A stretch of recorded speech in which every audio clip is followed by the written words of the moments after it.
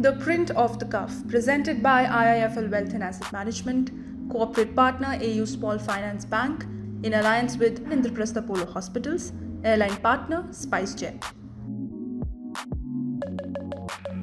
Geopolitically, Russia's closest friend in the entire world, the closest friend of consequence, was China.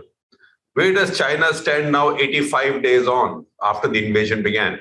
Well, maybe the closest friend, but it also had another one and still has, which is India, by the way.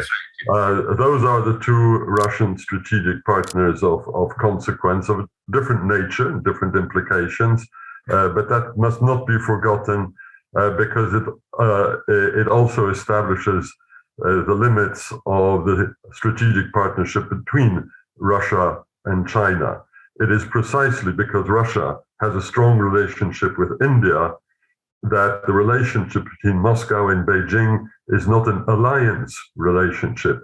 If it were, the Russians would be alongside the Chinese in the Himalayas, which is not obviously not the case today. As for China, China is doing what it normally does. On this one, I get much less excited than some of our peers. China pursues its national interest. The national interest of China is, of course, to weigh against the United States. For that, the relationship with Russia is important, and vice versa. The Russians have exactly the same that same aim. That's a shared aim. That's the basis of the partnership.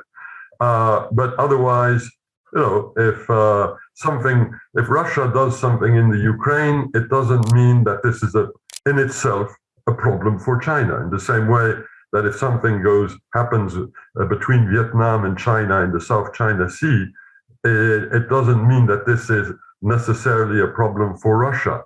Russia and China both want to have their free hands, to use a French analogy, they have free hands vis-à-vis the contingencies in their region, which they consider to be particularly important. The Print Off the Cuff, presented by IIFL Wealth and Asset Management, corporate partner AU Small Finance Bank, in alliance with Indraprastha Apollo Hospitals, airline partner SpiceJet.